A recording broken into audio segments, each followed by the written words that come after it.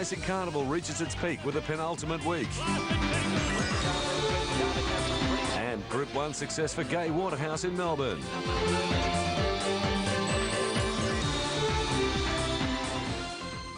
Moving into her place, she's set with elegant fashion. Grand Army coming into the outside stall. Damien Oliver. All in. So they're set for the Mackinnon. The favourite has the outside barrier. Off they go. Grand Army jumped well. Lash missed it by 2. And Reclaim began fast, but So Assertive ain't seen nothing. Grand Army presses on, and Zafara's up there too. But as they go through the first 200 metres now, it's the favourite working over the field, and from the outside barrier, he did that easily. Grand Army crossed the field and did it well by 2 lengths. Zafara ain't seen nothing, settles third behind the front runner. They're followed by Reclaim, and Strasbourg is around it, but So Assertive on the improve around those horses. 1.5 to Zasmine back midfield today from Confectioner. Natural Blitz trapped out wide. 2 lengths further back is Vouvray, the inside of Elegant Fashion, and then Belmuse. 2 lengths away, Lashed and Roman Arch last of all. Grand Army on top, he's out by 1.5. The Kiwi Zafara is second, Ain't Seen Nothing is third, and 3/4 away is So Assertive by the 1200. They kick about 4 to 5 lengths in front of Strasbourg, being trailed closely in the field then by Reclaim. Another 2 lengths behind these Natural Blitz, who can't get in wide around Confectioner and Zasmine back on the inside.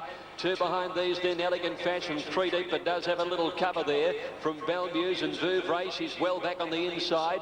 2 lengths to Roman Arch, and now Lashed last of all. By the 800 metres, Grand Army's been carving out some pretty solid fractions. Led Zafara half length, Ain't Seen Nothing third the inside. So Assertive is fourth, 1.5 to Strasbourg, Natural Blitz, and then Reclaim.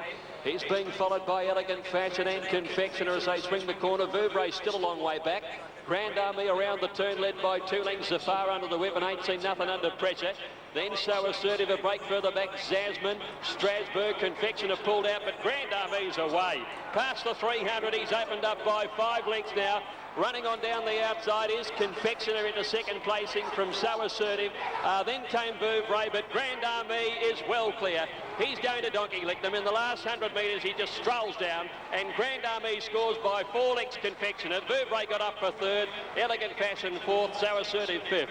Then Lashed, Belmuse, Roman Arch, Zasmine, Strasbourg, and behind them to finish is Reclaim, followed in by Zafar, and then Ain't Seen Nothing, and Natural Blitz last in.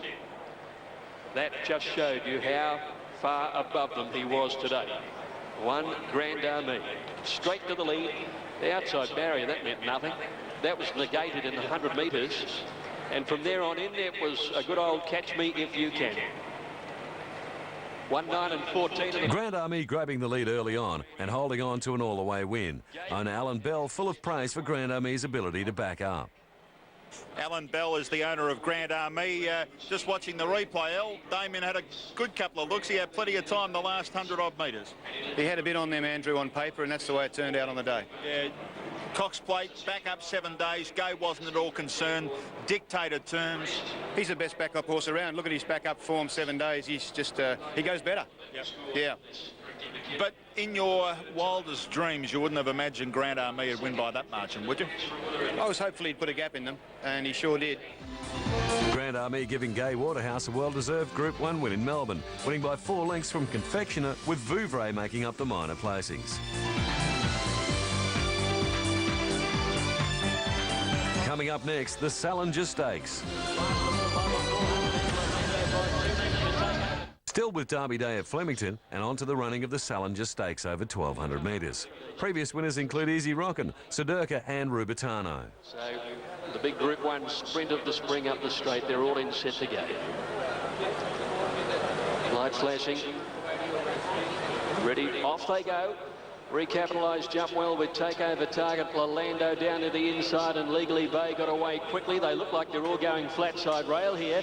as they settle into stride, and Tycoon was away fast. Strike Line is up there too, and Squilani showed prominently.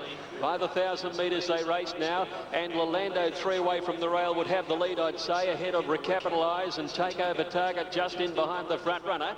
Closely followed by Tycoon, deeper out is going forward.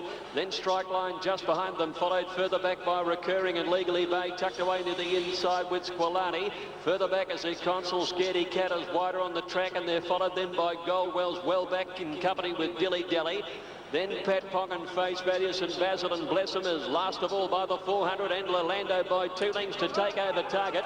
Then Recapitalise under pressure from Recurring, and further back Tycoon is battling, but it's Take Over Target who's raced to the lead at the 200. Lolando can't find. Recurring is running on, but it is Take Over Target at the 100 by 2. Recurring is battling away strongly, but Take Over Target, welcome to the big lead. Beat Recurring, flashing home for third. St Basil, I'd say, from Lolando, and then Strike Line, Pat Pong, Face Value, Legally Bay, followed in by Recapitalise, and then Goldwell, Squilani, Blessum, well back as the Consul, followed by Scaredy Cat, Dilly Dally, and Tycoon is one of the last over the line. He is unbeaten. His first start in Group 1, and he has blitzed a wonderful field. The best Seppelt Salinger field we've seen for a long time has been left in the wake of Joe Janak's Flying Machine. Number 11 is the winner. Take Over Target, written by Jay Ford. Number 15 was second, Recurring, written by Karen McAvoy for Gerald Ryan. Number 7 was third, St Basil, Corey Brown and Bevan Lamming, and they've recorded 18.2. This has been a fabulous win. Take Over Target, a $1,400 purchase, the winner of the Ramornie at Grafton, before going out for a break in preparation for this fresh up, and he has been simply outstanding. Recurring, brave second, St Basil making a lot of ground third. Fourth home, Lolando, who tried to do it from the word go, always a difficult essay up the straight. He's weakened into fourth, and fifth place to number 16, Strike Line, but it has been an absolute runaway performance. Another low purchase price makes good in the form of Take Over Target, bought for $1,400 by hobby trainer Joe Janayek. To date, his earnings are over $530,000 in 7 starts. Take Over Target saluting by 1.5 lengths from Recurring, and St Basil making up minor placings in third.